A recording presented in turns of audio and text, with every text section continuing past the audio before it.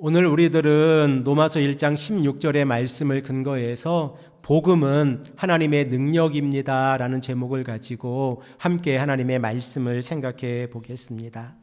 쉴만한 물가 교회는 복음은 예수 그리스도입니다 라는 창립 정신을 가지고 2022년 11월 6일에 공식적으로 시작을 하였고 창립 1주년을 앞두고 있습니다. 쉴만한 물가 교회는 시편 23편 2절의 말씀 가운데에서 쉴만한 물가라고 하는 히브리어 명사 메누하흐에서 그 의미를 찾아서 교회의 이름을 정하였습니다. 목자 대신 하나님께서 양들을 푸른 풀밭과 쉴만한 물가로 인도해 주신다고 하는 다윗의 고백을 우리가 잘 알고 있습니다. 그리고 메누하흐라고 하는 이 히브리어 명사는 고요한 물가라고 하는 의미보다 더 리플레싱 워러드 가든이라고 하는 의미를 가지고 있습니다. 그러므로 쉴만한 물가 교회에 오시는 모든 성도님들이 우리 쉴만한 물가 교회에서 전파되어지는 이 복음으로 인하여 이 복음에서 흘러나오는 생수로 인하여 삶과 신앙이 새롭게 되어지고 그리고 말씀 안에서 승리하는 삶을 살아가시기를 간절히 소망하고 있습니다. 쉴만한 물가 교회는 복음은 예수 그리스도입니다 라고 하는 사실을 올바르게 전하고 그리고 이 쉴만한 물가 교회에 소속되어져 있는 성도님들이 영원한 하나님의 나라를 올바르게 바라보고 함께 손잡고 하나님의 나라로 가기를 소망하고 있습니다. 그러므로 쉴만한 물가 교회가 가지고 있는 소명은 복음을 증거하는 것입니다. 이 복음은 우리에게 생명이 되어지고 이 복음은 우리로 하여금 영원한 하나님의 나라를 바라보게 한다는 사실을 우리가 말씀을 통하여 다시 한번 깨닫게 되어집니다. 마태복음 11장 28절에서 29절의 말씀을 보면 예수님께서 우리에게 참된 쉼이라고 하는 것이 어떻게 이루어지는지를 말씀하고 계십니다. 우리 다 함께 이 말씀을 한 목소리로 읽겠습니다. 수고하고 무거운 짐진다들아 다 내게로 오라. 내가 너희를 쉬게 하리라.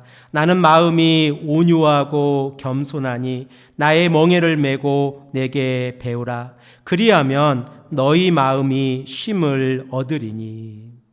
예수님께서 하나님의 백성들에게 어떻게 쉼을 얻을 수 있는지 우리에게 말씀하고 계십니까? 바로 예수님께 나오는 자들에게 예수님께서 쉼을 허락해 주시겠다라고 말씀을 하고 계십니다. 그러므로 우리들의 삶 가운데에서 예수님께 한 걸음 나아와서 하나님께서 허락하시는 쉼을 누리며 살아간다고 하면 하나님께서 원하시는 삶이 복음을 깨닫고 그 복음 안에서 살아가는 삶이 어떠한 삶인가를 우리가 말씀을 통하여 다시 한번 깨닫고 영원한 생명을 허락해 주시는 예수 그리스도 안에서 우리가 참된 신앙 안에서 살아가기를 간절히 소망합니다. 우리들은 로마서 1장 1절에서 4절의 말씀을 통하여 하나님의 복음을 위하여 택함을 받은 사도 바울이 복음은 예수 그리스도입니다 라고 하는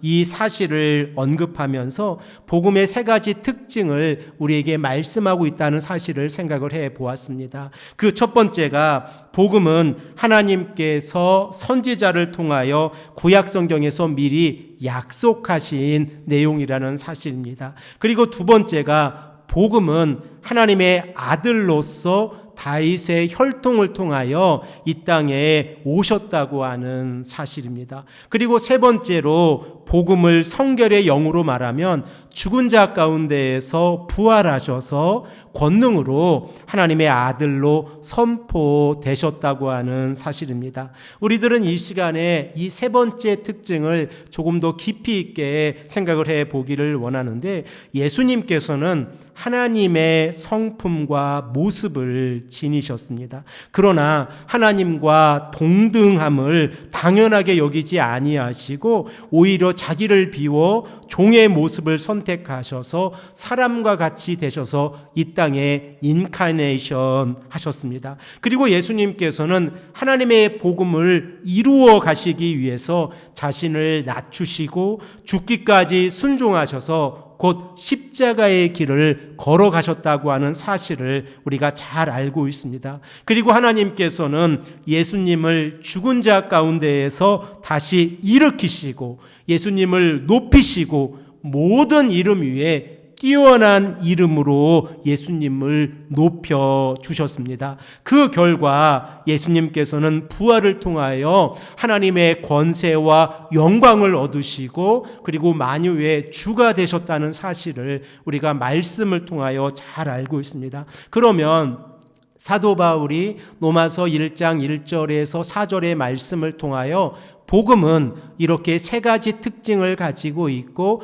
이 하나님의 복음이 예수 그리스도입니다라고 우리에게 언급하고 있다고 하면 이 복음은 자연스럽게 로마서 1장 16절의 말씀, 오늘 우리가 함께 읽은 이 말씀과 연결해서 생각을 해 볼 수 있습니다. 사도 바울은 로마에 있는 이 유대인들과 이방인들에게 복음을 올바르게 전하기를 원하고 있었습니다. 그런데 사도 바울이 그렇게 로마에 여러 번 방문하려고 했지만 자신이 가지고 있는 계획 가운데에서 로마에 갈 수 있는 길이 막혀 있었습니다. 사도 바울은 로마에 있는 성도들의 믿음을 견고하게 하기를 원했고 그리고 복음을 믿지 않는 자들에게 복음을 전하여서 하나님의 복음이 무엇인가를 올바르게 전하기를 원하고 있었습니다. 그러면 우리들은 사도 바울이 왜 로마에 그렇게 가기를 원했지만 가지 못했는지 그 이유를 조금 생각을 해 보기를 원하는데 사도 바울이 로마를 방문하려고 하는 그 시간에 사도 바울은 지중해 동쪽에서 복음을 증거하는데 열심을 가지고 있었습니다. 이로 인하여 먼저는 로마에 방문을 할 수가 없었습니다. 그리고 두 번째 이유는 지금의 스페인 지역, 서바나 지역에 전도 여행을 갈 때에 로마를 거쳐서 이 서바나 지역을 가기를 원했습니다. 그런데 마게도냐와 아가야 사람들이 연보 곧 헌금을 보내왔는데 이 헌금을 예루살렘 성도들 가운데에서 가난한 자들에게 나누어 주기를 원했습니다. 그래서 사도 바울은 이 일을 감당하기 위해서 이 서바나로 전도 여행을 가는 것을 갈 수가 없었습니다. 그러므로 사도 바울은 로마서 1장의 말씀에서 이 로마에 있는 유대인들과 이방인들에게 복음의 빚진 자로 자신을 소개합니다. 그리고 자신은 여러 번 이 복음을 올바르게 전하기 위해서 로마에 가기를 원했다고 말씀하고 있습니다. 우리 다 함께 로마서 1장 15절의 말씀을 한 목소리로 읽겠습니다. 그러므로 나는 할 수 있는 대로 로마에 있는 너희에게도 복음을 전하기를 원하였노라.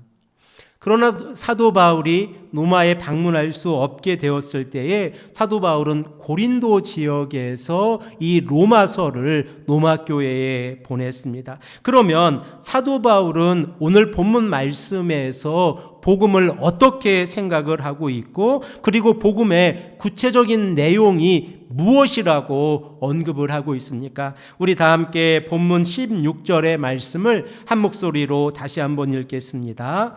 내가 복음을 부끄러워하지 아니하노니 이 복음은 모든 믿는 자에게 구원을 주시는 하나님의 능력이 됨이라. 먼저는 유대인에게요 그리고 헬라인에게로다. 아멘. 사도 바울이 로마서 1장 16절에서 말씀하고 있는 이 내용을 보면 사도 바울은 복음을 부끄러워하지 아니한다라고 말씀을 하고 있습니다. 여러분들은 복음을 자랑스럽게 생각하고 이 복음을 올바르게 증거하기 위해서 노력하고 계십니까? 그리고 여러분들은 사도 바울이 이 복음을 부끄러워하다라고 표현했을 때에 이 헬라어 동사의 이 본래적인 의미를 조금 더 깊이 알고 계십니까? 우리가 이 의미를 잠시 동안 생각을 해 보기를 원하는데, 헬라어 동사 가운데에서 우리 한국어로 부끄러워하다라고 하는 에파이스큐노마이라고 하는 이 헬라어 동사는 우리가 가지고 있는 부끄러워하다라고 하는 그러한 표현이 아니라 조금 더 아주 강한 감정을 담고 있는 표현입니다. 그러므로 이 동사가 가지고 있는 의미를 생각을 해보면, 한 개인이 어떠한 일을 당하였을 때에 그 일로 인하여 자신을 부끄러워한다라고 하는 개념이 아닙니다. 이 의미는 공동체가 어떠한 일을 우리가 함께 보고 있었고, 그리고 공동체가 그 일에 관하여 아주 낮은 평가를 하고 있는 상황입니다. 이로 인하여 이 공동체가 어떠한 일에 관하여 함께 동조하는 자들에게 사회적으로, 그리고 그 지역사회 안에서 이 사람들에게 고통을 줄 만큼 이 고통의 느낌을 느낄 정도로 혐오하고 모멸감을 주는 이 의미를 가지고 있는 단어가 이 사도 바울이 부끄러워하다라고 하는 그 의미로 사용하고 있는 단어입니다. 그러므로 사도 바울이 본문 16절의 말씀에서 내가 복음을 부끄러워하지 아니하노니 라고 표현했을 때에 그 표현의 의미는, 사도 바울이 많은 사람들이 복음을 사회적으로 부끄러워하고 있었을 때에 사도 바울은 복음을 부끄러워하지 아니한다라고 말씀하고 있는 것입니다. 당시 1세기의 사람들은 복음이신 예수 그리스도를 믿는 것을 부끄러워하고 있었습니다. 그러면 유대인들의 입장과 이방인들의 입장에서 복음이 왜 부끄럽게 그들에게 다가오고 있었는지를 생각을 해보기를 원합니다. 고린도전서 1장 23절의 말씀을 보면 유대인들뿐만 아니라 이방인들도 복음을 부끄러워하고 있다고 언급하고 있습니다. 우리 다 함께 이 말씀을 읽겠습니다. 우리는 십자가에 못 박힌 그리스도를 전하니 유대인에게는 꺼리끼는 것이요 이방인에게는 미련한 것이로다. 사도 바울이 고린도전서 1장 23절의 말씀에서 유대인들이 꺼리끼는 것이요 라고 언급했을 때에 이 꺼리끼다라고 하는 이 헬라어 동사가 가지고 있는 의미는 유대인들로 하여금 복음이라고 하는 것이 걸려서 넘어지게 한다라는 의미를 가지고 있습니다. 왜 그렇습니까? 신명기 21장 23절의 말씀을 근거해서 유대인들은 복음을 받아들일 수가 없었습니다. 우리 다 함께 신명기 21장 23절의 말씀도 한 목소리로 읽겠습니다. 그 시체를 나무 위에 밤새도록 두지 말고 그 날에 장사하여 내 하나님 여호와께서 내게 기업으로 주시는 땅을 더럽히지 말라. 나무에 달린 자는 하나님께 저주를 받았음이니라. 유대인들은 신명기 21장 23절의 말씀을 근거해서 나무 위에서 십자가형을 받은 예수 그리스도를 믿는다고 하는 것이 모세가 오경의 말씀을 통하여, 특별히 신명기 21장 23절의 말씀을 통하여 이스라엘의 백성들에게 말씀하고 있는 이 내용과 정반대의 개념을 가지고 있다는 사실로 받아들이고 있었습니다. 그러므로 사도 바울이 유대교에서 복음을 믿는 자들을 핍박하는 이 핍박자의 삶을 살아가다가 그가 다메섹 동산에서 예수님을 만나고 복음을 증거하였지만 이 복음을 믿지 아니하였습니다. 이방인들의 입장에서 생각을 해보아도 복음이라고 하는 것이 자신의 원수에게 사로잡혀서 이 십자가에서 죽임을 당한 이 모습을 바라보고 있었고, 그리고 이방인들의 입장에서도 예수 그리스도를 믿는 것은 자신의 원수에게 죽임을 당한 예수님을 그리스도로 믿는 것이기에 그들에게 미련한 것으로 다가오고 있었습니다. 그러나 사도 바울은 복음을 부끄러워하지 아니한다라고 고백을 하고 있습니다. 그 이유를 오늘 본문 16절에 이 하반절의 말씀에 기록되어져 있는데, 이 복음은 모든 믿는 자에게 구원을 주시는 하나님의 능력이 됨이라 라고 말씀을 하고 있습니다. 우리들은 복음은 예수 그리스도입니다 라고 고백을 하는 자들입니다. 그러므로 우리가 로마서 1장 16절의 말씀을 이렇게 읽을 수 있습니다. 내가 예수 그리스도를 부끄러워하지 아니하노니 예수 그리스도는 모든 믿는 자에게 구원을 주시는 하나님의 능력이 됨이라 라고 선포하고 있는 것입니다. 사랑하는 성도 여러분, 여러분들에게 복음은 하나님의 능력이 되십니까? 여러분들에게 복음은 부끄러워하는 것이 아니라 자랑하는 내용이 되고 계십니까? 그러면 우리들은 복음을 증거하는 삶을 살아가야 합니다. 복음이 우리에게 부끄러움의 대상이 되지 아니하고 복음이 우리에게 자랑의 거리가 되어진다고 하면 이 복음은 하나님의 능력으로 우리에게 다가옵니다. 그리고 사도 바울이 언급하고 있는 하나님의 능력으로 이 복음이 우리에게 다가오고 있다고 하면 이 복음은 단순히 기적적인 행동이 아니라 피조물인 인간을 하나님께서 구원하시기 위해서 우리를 사랑하신 하나님의 구체적인 구원의 행동이라고 하는 사실을 우리가 깨닫게 되어집니다. 하나님의 능력을 복음을 통하여 깨닫게 되어지고 하나님의 복음이 우리에게 다가오고 있다고 하면 복음은 하나님의 능력으로 우리에게 생명을 허락해 주시고 이 복음으로 인하여 우리들은 영원한 하나님의 나라를 바라볼 수 있습니다. 사도 바울은 고린도 교회에 편지를 하면서 고린도전서 1장 18절의 말씀에서 십자가의 도가 무엇을 의미하는지를 우리에게 말씀합니다. 우리 다 함께 고린도전서 1장 18절의 말씀을 한 목소리로 읽겠습니다.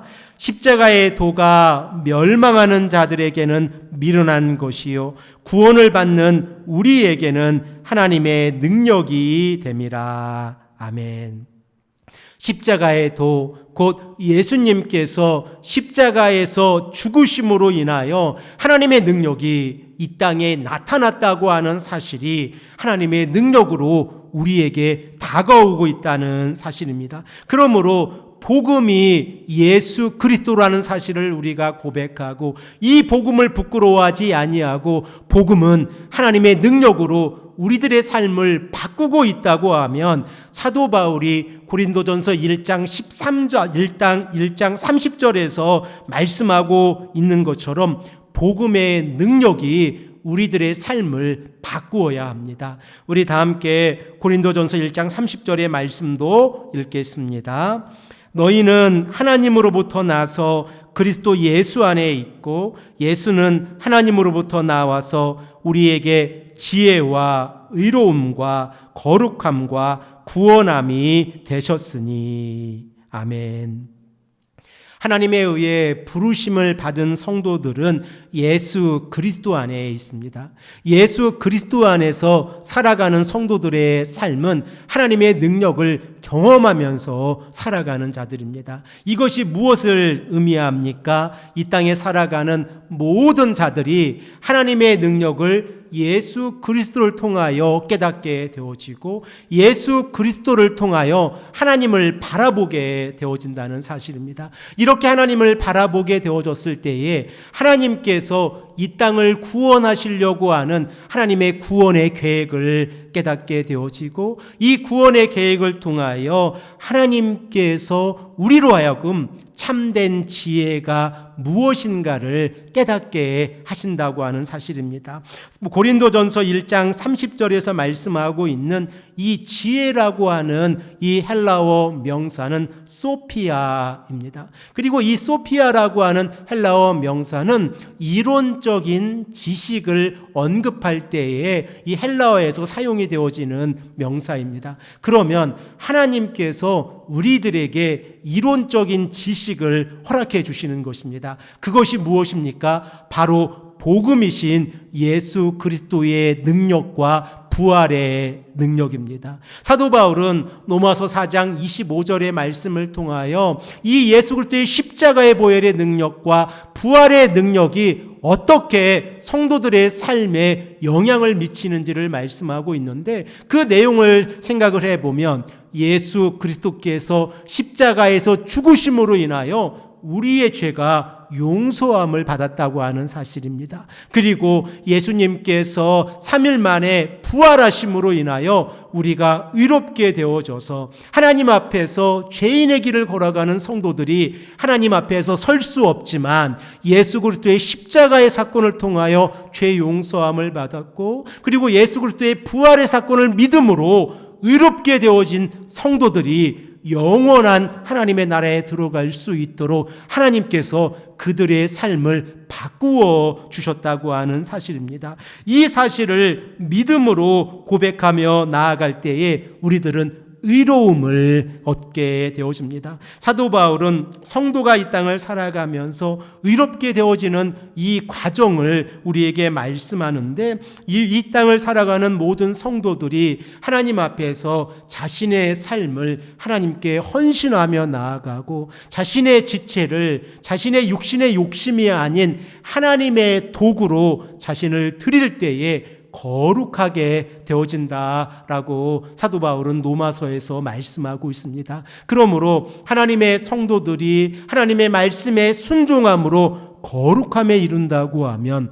그 거룩함은 결과적으로 영원한 생명을 바라보게 되어지고, 그 영원한 생명을 바라보았을 때에 사도 바울이 고린도전서 1장 30절에서 말씀하고 있는 것처럼 지혜와 의로움과 거룩함과 구원함이 하나님의 거룩한 성도들의 삶에 임하게 된다는 사실을 깨닫게 되어집니다. 복음을 믿는 모든 자들에게 하나님의 능력이 나타나고 있다고 하면 우리들은 이 복음을 부끄러워하는 것이 아니라 이 복음을 자랑하는 자들이 되어야 합니다. 이 복음을 자랑한다는 것은 무엇입니까? 복음이신 예수 그리스도를 통하여 우리가 영원한 하나님의 나라에 들어갈 수 있다고 하는 사실을 증거하는 것입니다. 그리고 실만한 물가교회는 이 복음을 증거하기 위해서 이 자리에 세워졌고, 그리고 창립 1주년을 앞두고 있습니다. 하나님께서 지난 시간을 우리가 생각을 해보면 얼마나 큰 하나님의 능력과 은혜가 이 자리에 임하고 있다는 사실을 우리가 눈으로 보고 있고, 그리고 우리가 귀로 듣고 있습니다. 그러면 우리는 어떠한 삶을 살아가야 합니까? 복음이신 하나님의 능력을 증거하는 삶을 살아가야 합니다. 우리 이웃들에게, 우리 가족들에게, 그리고 우리가 알지 못하는 많은 분들에게 복음은 하나님의 능력이십니다. 복음은 예수 그리스도이십니다 라는 사실을 증거하고 우리가 함께 손잡고 하나님의 나라에 갑시다라고 하는 이 믿음을 가지고 이 길을 걸어가기를 소망합니다. 하나님께서 우리와 함께 하십니다. 임마누엘의 하나님께서 언약의 백성들을 지켜주시고 보호해 주십니다. 그리고 임마누엘의 하나님께서 우리로 하여금 영원한 하나님의 나라를 바라보게 하십니다. 이 믿음 안에서 이번 한 주간도 승리하시고 말씀에 따라 우리가 기도하시고 복음을 증거하시는 귀하고 복된 성도님들이 되시기를 간절히 축복합니다. 함께 기도드리겠습니다.